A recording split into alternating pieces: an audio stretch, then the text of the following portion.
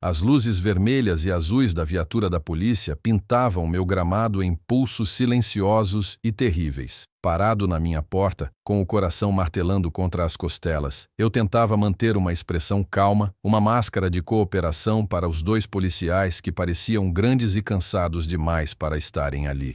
Meu filho, Léo, de apenas 8 anos, estava atrás de mim, segurando a barra da minha camisa, sua pequena mão tremendo. O som que ele fazia não era de medo, mas de confusão.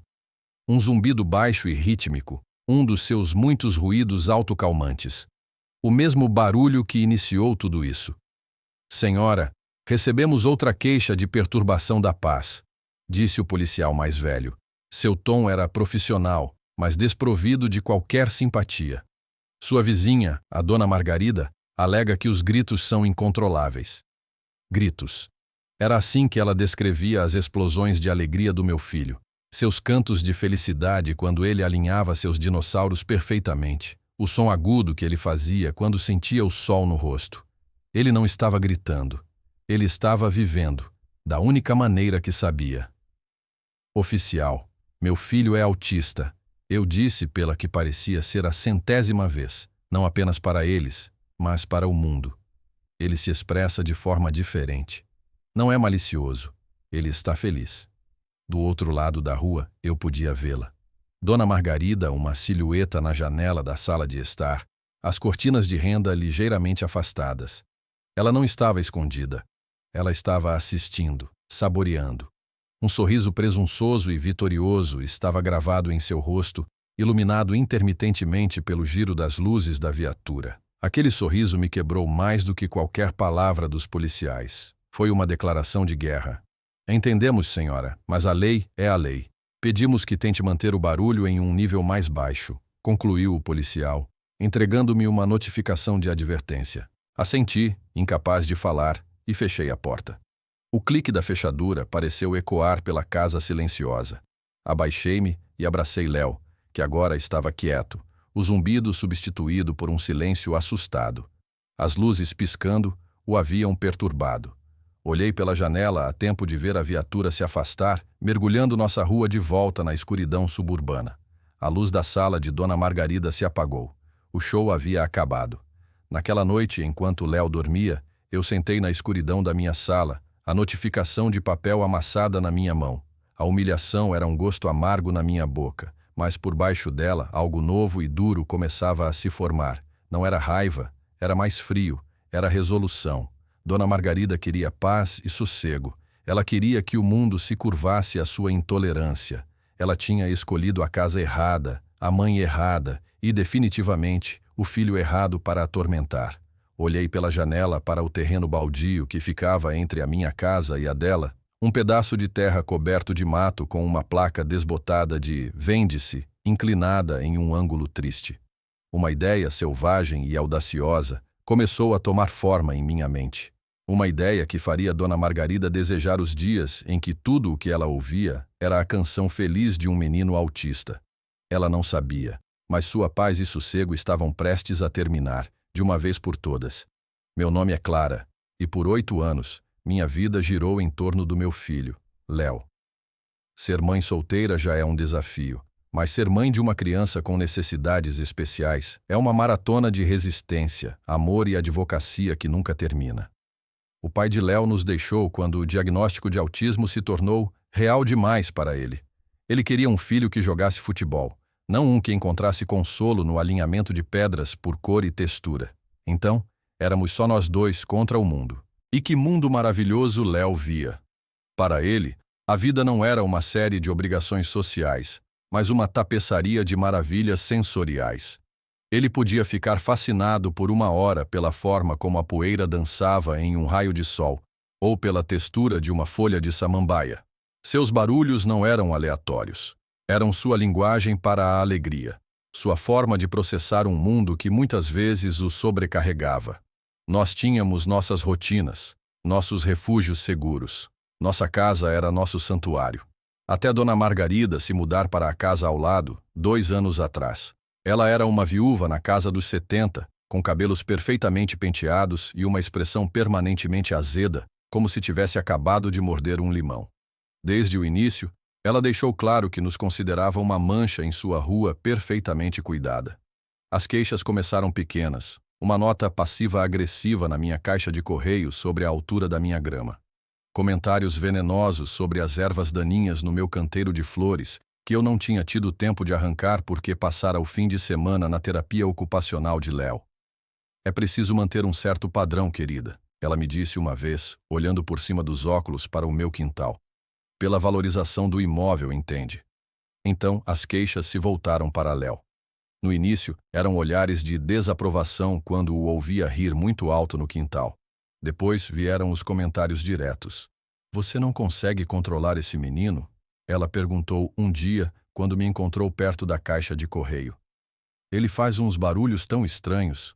Tentei explicar. Com a paciência que aprendi a ter, falei sobre o espectro do autismo, sobre processamento sensorial, sobre como os sons de Léo eram uma parte de quem ele era. Ela me dispensou com um aceno de mão. Bobagem. Na minha época, isso se chamava falta de disciplina. A partir daí, a situação escalou. Ela começou a registrar cada som. Eu a via em sua janela com um caderninho anotando os horários. 14h15. Gritos agudos. 16h30. Zumbido alto e repetitivo. Ela tentou transformar a vida do meu filho em um boletim de ocorrência. Eu fiz tudo o que pude para apaziguá-la. Gastei um dinheiro que não tinha para instalar janelas com isolamento acústico no quarto de Léo. Limitei o tempo dele no quintal aos horários em que ela costumava sair para seu clube do livro. Eu me tornei uma carcereira em minha própria casa, constantemente dizendo "shh" para o meu filho, tentando abafar sua alegria para que uma mulher amarga pudesse desfrutar de seu silêncio. Mas nada era suficiente. A chamada para a polícia naquela noite não foi a primeira, mas foi a pior. A formalidade, as luzes, o aviso por escrito, era uma escalada deliberada, projetada para me intimidar, para me fazer sentir como uma criminosa por ter um filho que não se encaixava em sua caixa arrumada. A humilhação de ter que defender o direito do meu filho de existir em sua própria casa para dois estranhos de uniforme, enquanto a mulher que causou tudo assistia com um sorriso de satisfação, acendeu algo em mim.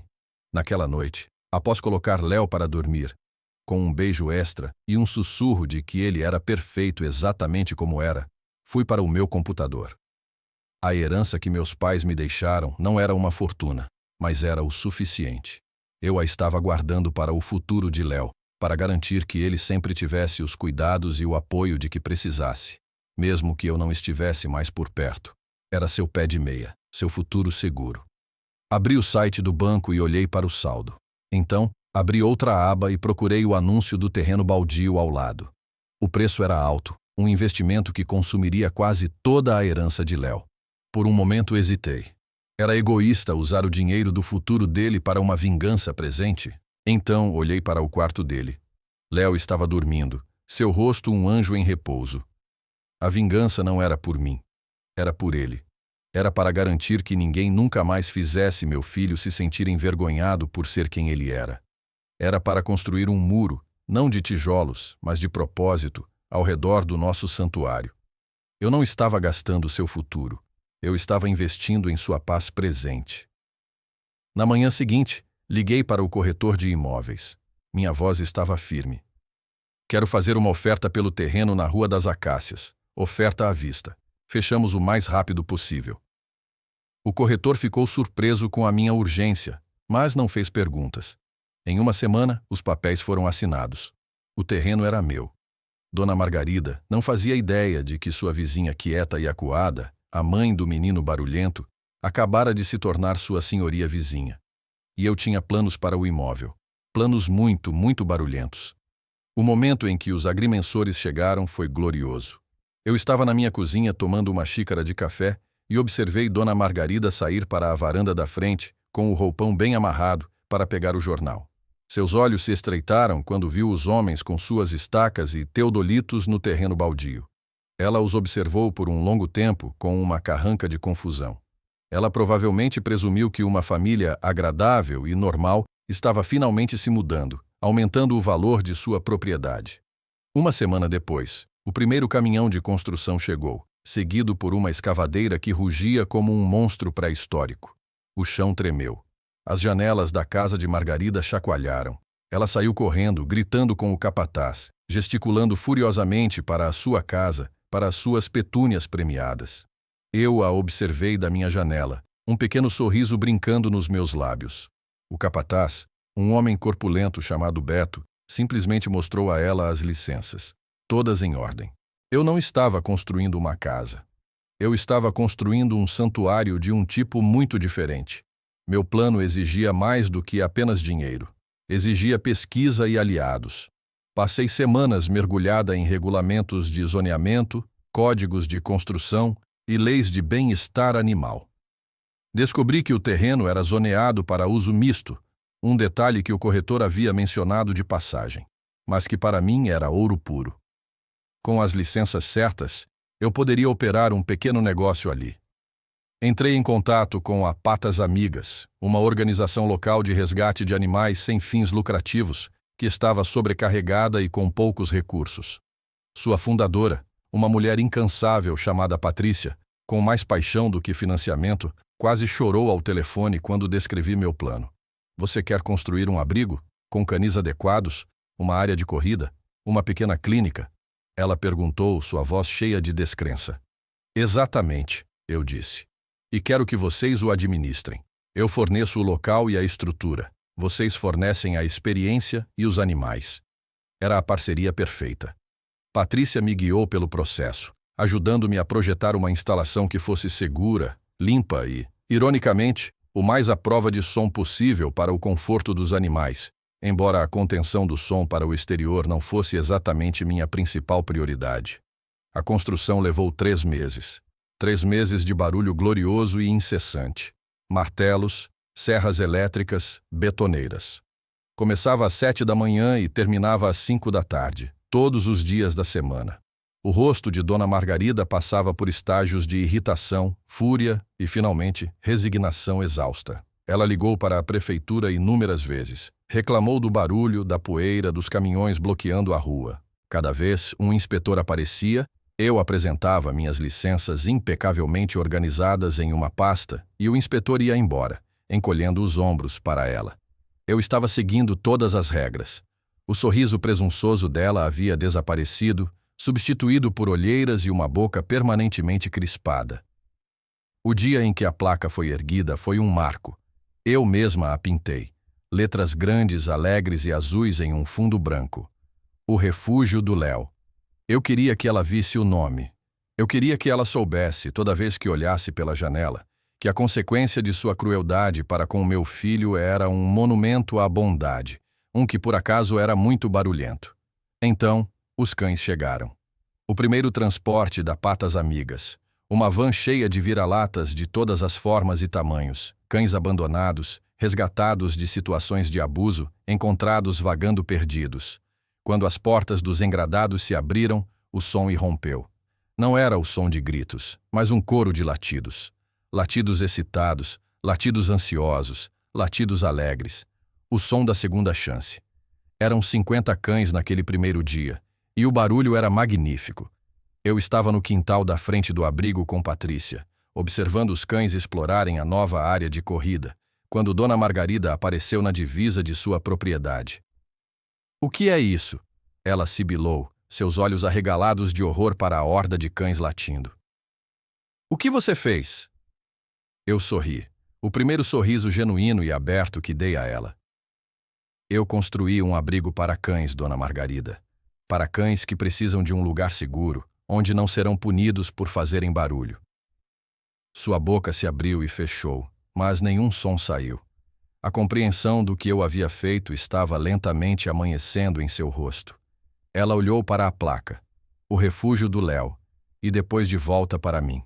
O ódio em seus olhos era tão puro que era quase palpável. "Você não pode!"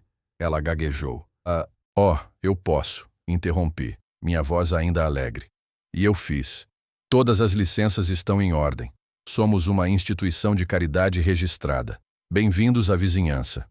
Naquela noite, eu e Léo sentamos na varanda dos fundos da nossa casa. O ar da noite estava preenchido não apenas pelos grilos, mas por um novo som de fundo. O latido suave e ocasional de 100 cães se acomodando para a noite. Em breve, seriam 100. Era um som que dizia que eles estavam seguros, que estavam em casa. Léo se inclinou para mim, apontando na direção do abrigo. Cachorros, ele sussurrou, um sorriso raro e belo iluminando seu rosto. Sim, querido, eu disse, abraçando-o com força. Muitos cachorros. Do outro lado, a casa de Dona Margarida estava em total escuridão. Todas as janelas estavam fechadas, as persianas abaixadas. Mas eu sabia que ela estava lá dentro, ouvindo a sinfonia que ela mesma havia regido. A era de sua paz e sossego havia oficialmente acabado. A transformação da vizinhança foi gradual, mas inegável. O refúgio do Léo rapidamente se tornou mais do que apenas um abrigo. Tornou-se um centro comunitário. Patrícia, com sua energia contagiante, organizou dias de adoção nos fins de semana.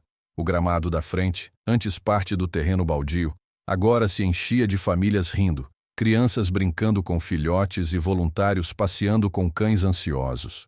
O som não era mais apenas latidos, era o som de vida, de comunidade. No início, Dona Margarida tentou lutar.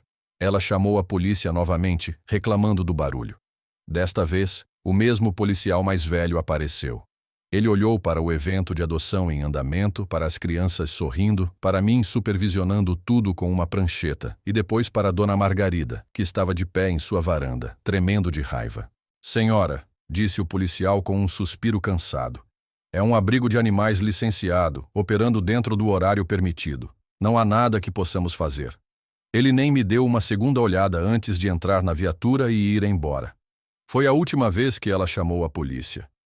Seu isolamento era uma obra de arte. As mesmas vizinhas com quem ela costumava fofocar sobre meu gramado agora eram voluntárias no abrigo. Elas traziam doações de cobertores velhos e ração. E me cumprimentavam com sorrisos calorosos, muitas vezes parando para perguntar como Léo estava. Elas viram o que eu havia construído e entenderam, sem que eu precisasse dizer uma palavra. Eu não era a vizinha problemática. Eu era a mulher que transformou a maldade em um santuário. Dona Margarida tornou-se a estranha em sua própria rua. Enquanto isso, uma mudança maravilhosa acontecia em Léo. Ele, que antes tinha medo de ruídos altos e imprevisíveis, encontrou um tipo diferente de calma no caos do abrigo. Patrícia, com sua paciência infinita, o apresentou aos cães mais calmos e gentis. Um velho Golden Retriever chamado Max tornou-se seu companheiro constante. Léo passava horas sentado ao lado do canil de Max, falando com ele em sua própria língua, e Max simplesmente deitava a cabeça em suas patas e ouvia.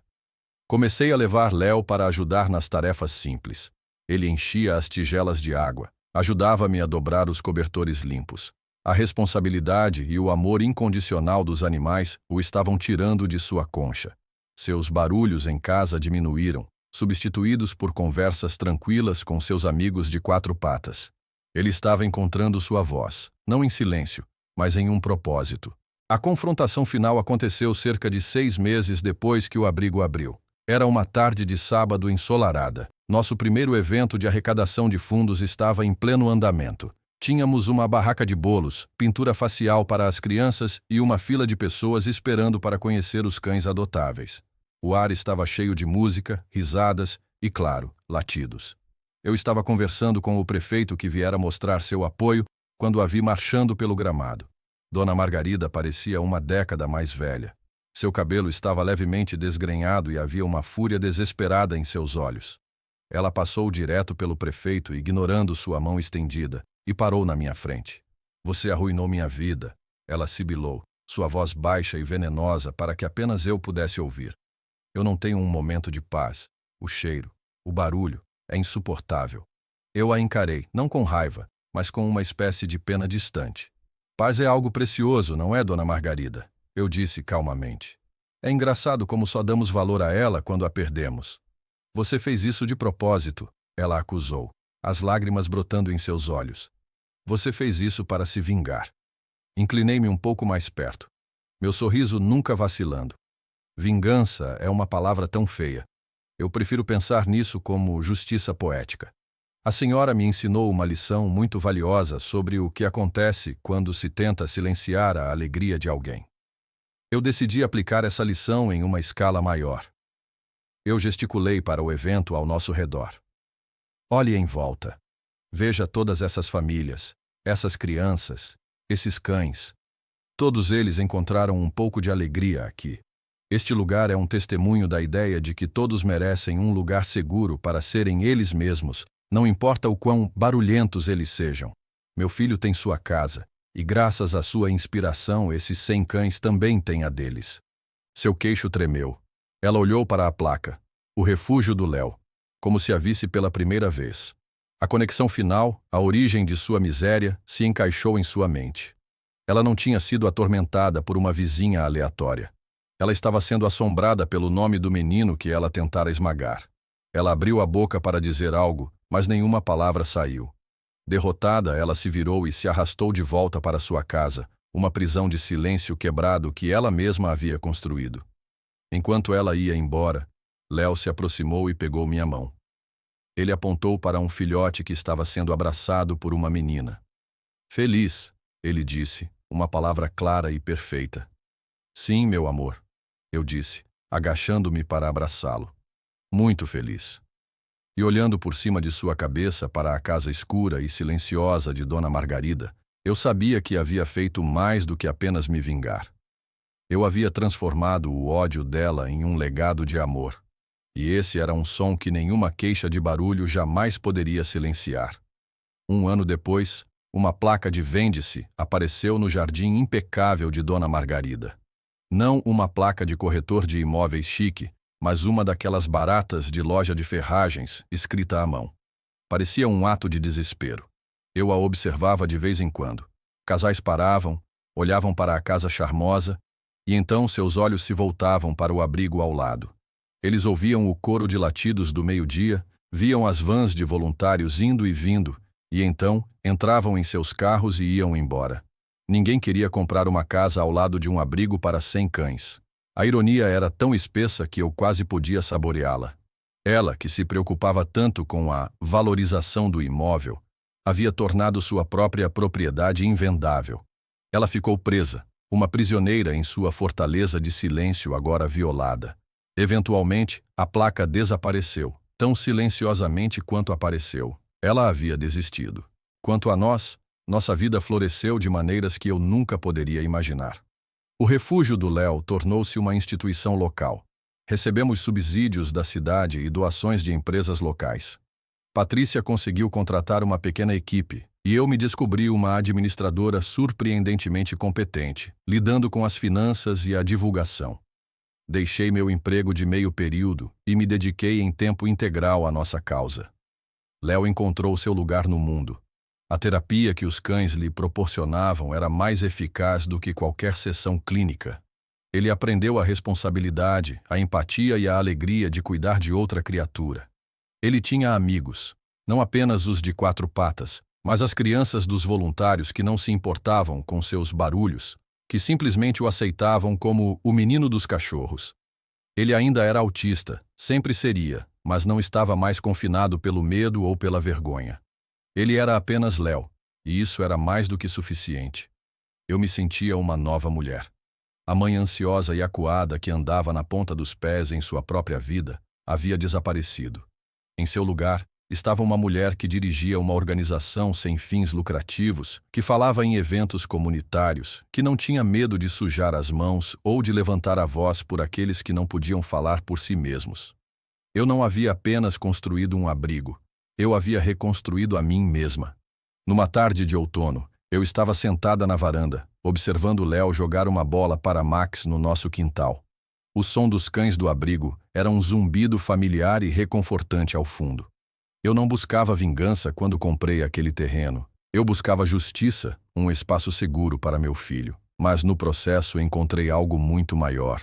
Encontrei um propósito. Transformei a amargura de uma mulher em um refúgio para centenas de almas perdidas, tanto de 2 quanto de 4 patas. Dona Margarida queria silêncio, e de certa forma ela o conseguiu. O silêncio de uma vida sem comunidade, sem vizinhos, sem alegria. Eu, por outro lado, encontrei minha paz no barulho, o barulho da vida, da recuperação e do amor incondicional. E essa, eu decidi, Era a mais bela sinfonia de todas. O que vocês teriam feito no meu lugar? Teriam se mudado para encontrar paz ou teriam lutado da mesma forma? Vocês acham que a Dona Margarida mereceu o que aconteceu com ela? Ou a minha resposta foi longe demais? Escreve aqui nos comentários e me dê uma nota de 1 a 10 para essa história. Eu quero muito saber o que você achou. Se você gostou, não se esqueça de clicar em curtir e de se inscrever no canal. Assim você não perde nenhuma história emocionante que postamos diariamente aqui no canal. Isso me ajuda muito a entender que tipo de conteúdo vocês mais gostam e a trazer mais vídeos que sejam interessantes para você. Dê uma olhada no vídeo que está aparecendo na sua tela agora, tenho certeza de que você vai gostar. Até breve. M.